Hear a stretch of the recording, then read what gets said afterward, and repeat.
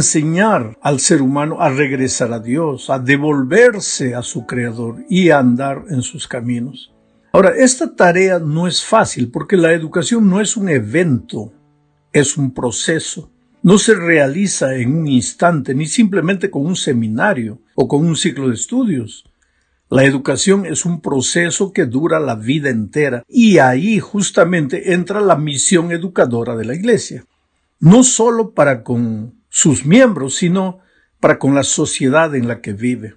Cuando vamos a evangelizar a las personas, no vamos simplemente a hacer proselitismo, sino a conducir a esas personas de las tinieblas, de la ignorancia espiritual, a la luz de la palabra de Dios. No debemos ver a las personas como gente, sino como personas.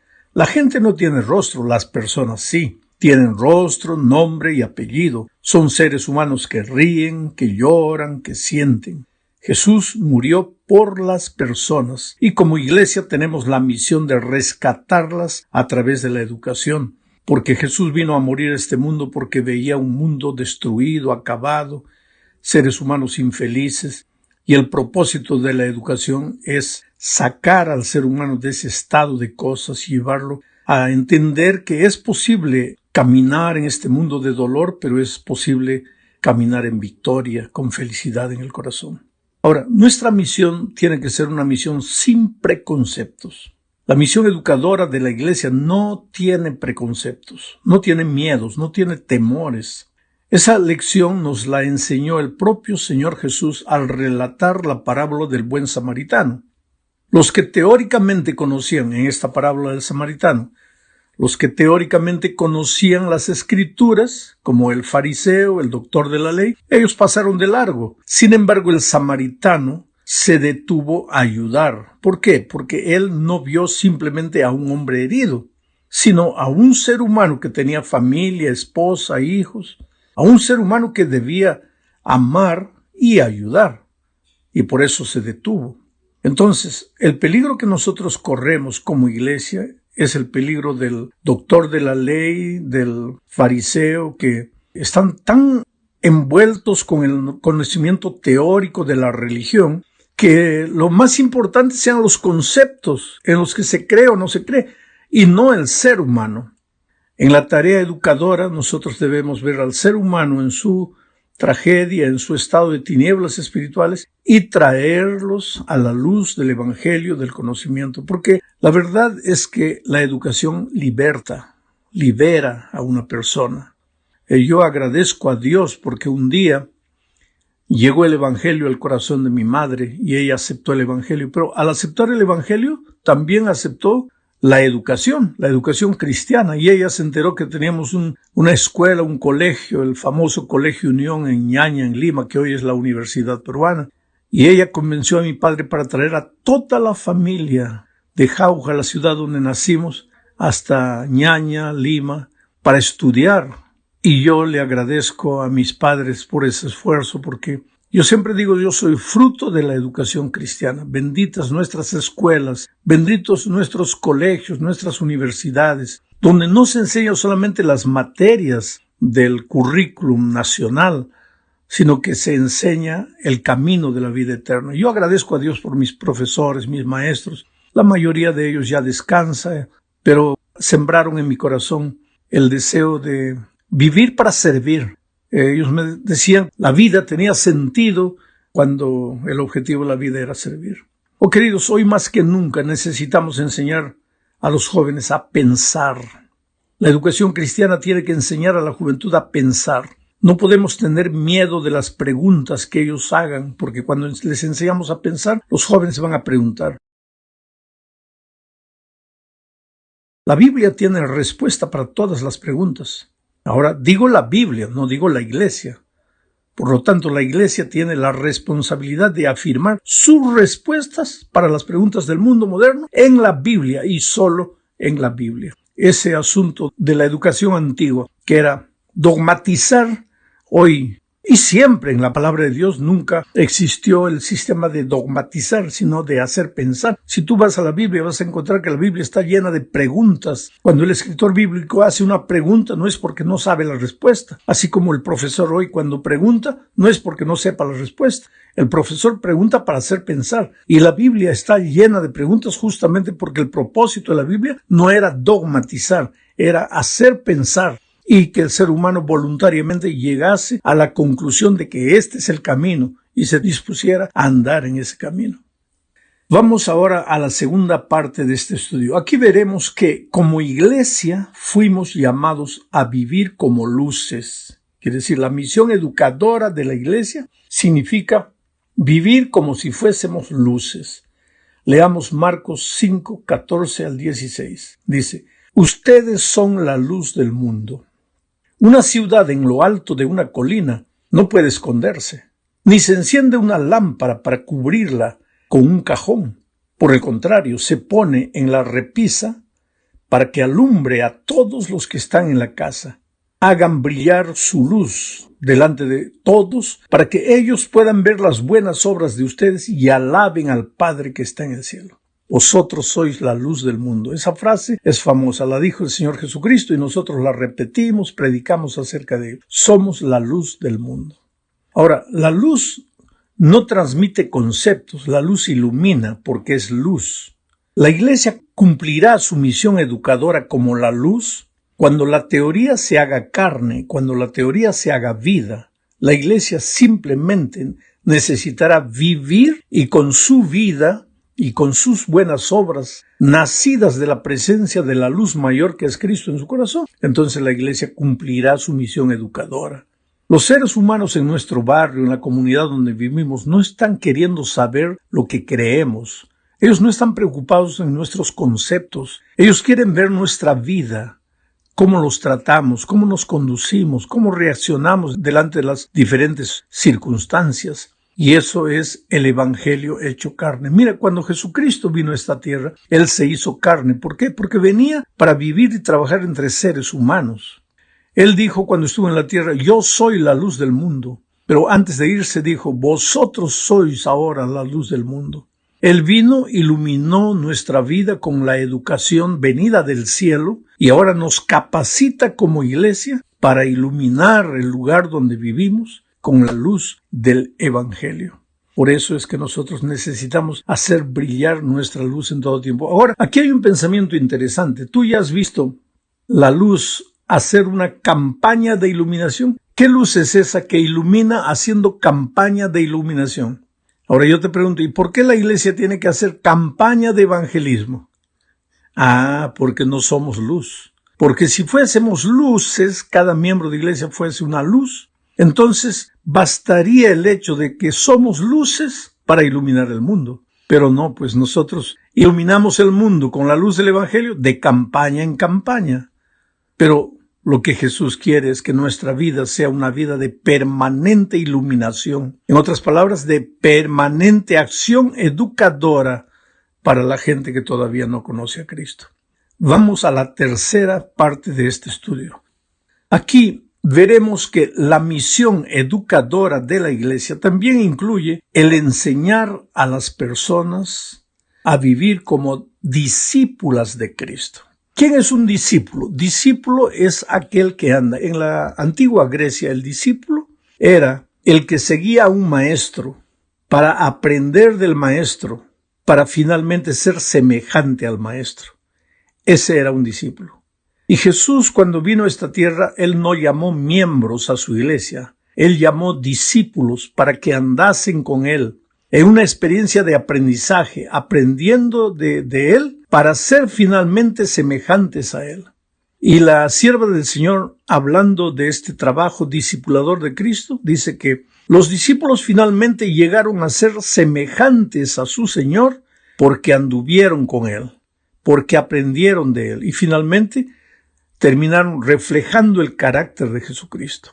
Ya dije muchas veces que el gran problema del ser humano es que se separó de Dios y al separarse de Dios su carácter quedó deformado y la misión educadora de la iglesia es ayudarlo a entender que en ese estado de cosas, de situaciones, Con ese carácter horrible, él no va a poder nunca ser feliz, ni va a poder servir a Dios. Necesita ser transformado y la educación es la herramienta, el instrumento para transformarlo. Pero la educación, entre muchos de los aspectos que tiene, uno de los aspectos es traer al ser humano a Jesús y enseñarle a caminar con Jesús para aprender de Jesús y finalmente ser transformado a la imagen y semejanza de Jesús en el carácter.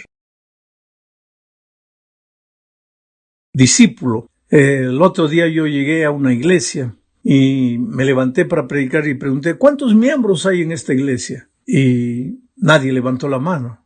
Y entonces pregunté, ¿qué pasa? ¿Cuántos miembros hay en esta iglesia? Y entonces el anciano que estaba sentado en la plataforma se acercó de mí en voz baja, me dice, pastor, es que aquí no hay miembros, aquí todos somos discípulos. Y yo me alegré y dije, pero felicitaciones, qué extraordinario. ¿Y cómo llegaron a ese estado de cosas? Dejaron de ser miembros, todos son discípulos. Este es el ideal que Dios tiene para su iglesia. ¿Cómo lograron esto? Y el anciano me dice, no, pastor, es que tomamos un voto. A partir de este año, nadie es miembro, todos somos discípulos. Querido, el discipulado no se forma por voto. Tú puedes tomar muchos votos y la iglesia, los miembros no van a ser discípulos. Tú tienes que decir que la iglesia está llena de discípulos cuando esos discípulos todos los días caminan con Jesucristo en una experiencia de amor. ¿Y cómo es esa experiencia de amor? 3 disciplinas: el estudio diario de la Biblia, el vivir en espíritu de oración y el buscar otra persona para Cristo. En esa misma iglesia de más o menos unos 150 miembros, donde por voto habían dicho que todos eran discípulos, solamente 8 personas estaban trayendo una persona para Cristo. Entonces, ¿cómo eran discípulos? Ese aspecto práctico del discipulado es que tenemos que enseñar a los miembros de la iglesia y a las personas en general. Vamos ahora a la cuarta parte de este estudio. Aquí veremos que la misión educadora de la iglesia es enseñar y ayudar a las personas a buscar y entender la verdad. Mira, enseñar la verdad, pero también ayudar a las personas a buscar y a entender la verdad. Eclesiastés 3:11 dice, todo, refiriéndose a Dios, todo lo hizo hermoso en su tiempo y ha puesto eternidad en el corazón de ellos, de los seres humanos, sin que alcance el hombre a entender la obra que ha hecho Dios desde el principio hasta el fin. Ese deseo de eternidad que Dios ha colocado en el ser humano es el deseo de verdad, de conocer la verdad, es el deseo de buscar, de entender las cosas. Los animalitos aceptan las cosas porque son así, son entrenadas, son disciplinadas para ir por aquí, para hacer esto, pero el ser humano no. El ser humano tiene que ser enseñado a pensar, porque en su corazón está el deseo de eternidad. Ese deseo de eternidad es deseo de Dios. A Dios tú nunca lo vas a entender. Es por eso que la eternidad tampoco puede ser entendida. Y es por eso que el corazón del ser humano jamás va a estar lleno. Siempre Dios ha colocado en su corazón la inquietud, el deseo de preguntar, de aprender, de saber. Y la iglesia tiene que tener mucho cuidado de ser dogmática, en el sentido de que esto es así, siempre ha sido así, nuestros abuelos hacían así y siempre va a ser así. No. ¿Para qué está la palabra de Dios? Hay que estudiarla. Y cuando el ángel habló con Daniel respecto del estudio de la profecía y por ende respecto al estudio de la palabra de Dios, le dijo que la ciencia avanzaría con el tiempo, la ciencia crecería. Y no se estaba refiriendo a la ciencia de los computadores, se estaba refiriendo al conocimiento de la palabra de Dios. Siempre hay nuevas verdades para ser entendidas de otras maneras, diferentes de un aspecto del otro aspecto. Los principios son eternos, son absolutos. Pero las maneras como vemos, los aspectos, ¿quién mira de allá? Tal vez ve con una luz diferente. ¿Quién mira aquí con otra luz diferente? El principio no cambia. El sábado es sábado, el respeto por la vida es el respeto a la vida, la fidelidad es la fidelidad, la adoración a Dios es única. Pero tenemos que tener la capacidad de adaptarnos a un mundo cambiante, a un mundo heterogéneo, no en los principios, sino en la periferia de los principios. La ropa, por ejemplo. Pues Moisés usaba túnica y yo uso traje. Los jóvenes modernos ya ni quieren usar más terno, traje. ¿Quién estaba correcto? Pues a eso me refiero, a esos aspectos culturales. No podemos ser dogmáticos.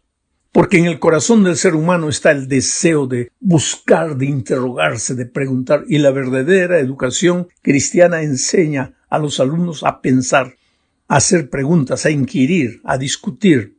Muchas veces hasta contradecir. ¿Pero por qué? No, porque yo lo he dicho. No, que eso ya no es respuesta. Tal vez en los siglos pasados fuese respuesta. No, porque yo lo he dicho. ¿Qué lo has dicho? A mí qué me importa lo que tú dices. Yo quiero que me muestres en la palabra de Dios, me hagas pensar, me hagas raciocinar, hazme entender. A ver, ¿por qué? ¿Por qué el sábado es sábado? Entonces tú le muestras con la palabra de Dios. Y el ser humano, porque el ser humano es inteligente, finalmente llega a la conclusión de que eso es así porque Dios lo ha dicho. Es por eso que muchas veces se convierten a la iglesia, aceptan el evangelio, gente pensadora, filósofos, científicos. ¿Por qué? Porque son racionales. Y nuestro culto a Dios es un culto racional. A esos no les puedes decir, no, porque es así, porque la iglesia dice que es así. No, a ellos tienes que abrirle la palabra de Dios. Y yo conozco más de una persona que he encontrado por ahí, gente muy culta, gente muy racional. Y uno de ellos una vez en un almuerzo me dijo, pero pastor, es que no hay libro más racional que la Biblia.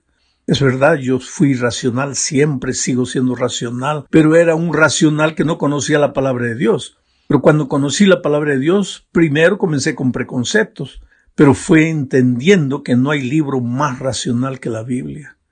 Y él es el que me dijo una vez, pastor, nosotros no tenemos que tener miedo de las preguntas, miedo de los cuestionamientos, miedo de los argumentos, porque la palabra de Dios es infalible. Y yo me rendí a ella porque otras personas no se pueden rendir. Y eso es interesantísimo, queridos. Llegamos al fin de la lección analizando que la misión educadora de la iglesia consiste también en enseñar a las personas a compartir la vida, compartir la verdad, compartir el mensaje. Leamos lo que dice primera a los Tesalonicenses, capítulo 2, versículos 6 al 8. Pablo escribe esto y dice, ni buscamos gloria de los hombres, ni de vosotros, ni de otros, aunque podíamos seros carga como apóstoles de Cristo. Antes fuimos tiernos entre vosotros, como la nodriza que cuida con ternura a sus propios hijos. Tan grande es nuestro afecto por vosotros que hubiéramos querido entregaros no solo el Evangelio de Dios, sino también nuestras propias vidas, porque habéis llegado a sernos muy queridos. Este es el amor de un corazón convertido, transformado. Recuérdate que Pablo era un perseguidor de cristianos, pero un día camino de Damasco se encontró con Jesucristo, la luz del Evangelio inundó su vida, Jesús entró en su corazón y se levantó para ser un proclamador del Evangelio del Cristo a quien él perseguía. Pero ahora transformado por Jesús, escribe y dice, yo los amo con todo mi corazón, así como la nodriza ama a sus hijos. Yo les daría mi vida por ustedes. Y dio la vida. Murió perseguido por causa del Evangelio, encarcelado por causa del Evangelio. Nosotros tenemos que enseñar como parte de la misión educadora de la Iglesia a compartir la fe, a compartir la vida que hemos recibido de Cristo, a compartir la esperanza que llegó a nuestro corazón. Oh querido, que Dios te bendiga. Nunca terminaremos de hablar el tema bendito de la educación, gracias a nuestros profesores. Si hay una misión incomprendida es la del maestro, la del profesor, hablando de la educación formal. Los países más progresistas del mundo, los países más desarrollados del mundo, son los países que le dan importancia a la educación de sus hijos, sin importarnos con el mérito del programa de educación que tengan, pero que pagan bien a sus profesores, los tratan bien, porque son ellos los que forman la sociedad del futuro. Y qué pena que a veces en muchos países, generalmente en países subdesarrollados, el profesor es uno de los que tal vez gana menos. ¿Por qué? Porque el mensaje es, tú no tienes mucha importancia, lo que tú haces no tiene mucha importancia, aunque se pronuncian los discursos más bonitos. Si el profesor gana mal, pues se le está diciendo que el trabajo que él hace no es importante. Ahora, yo no estoy defendiendo aquí al profesor ni los sueldos.